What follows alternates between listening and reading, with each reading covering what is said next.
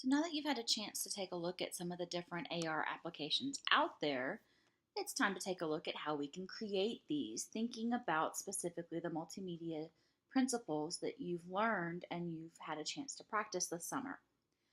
So for this week's discussion, I want you to deconstruct an AR activity.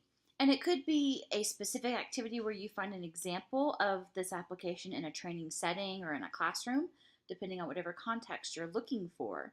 So I'm not looking for you to deconstruct an actual app, but you could potentially do that. So if you wanted to take one of the apps mentioned in last week's discussion, maybe it was BlipR, maybe it was Anatomy 4D, and deconstruct how they created that.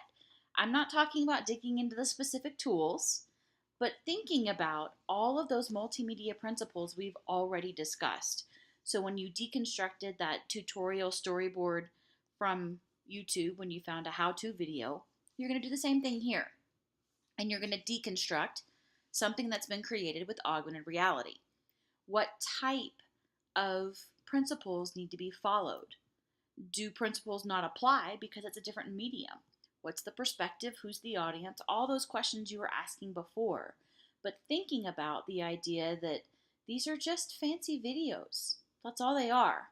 Now you can get really sophisticated with them, but it's not much of a stretch from what you've been developing already.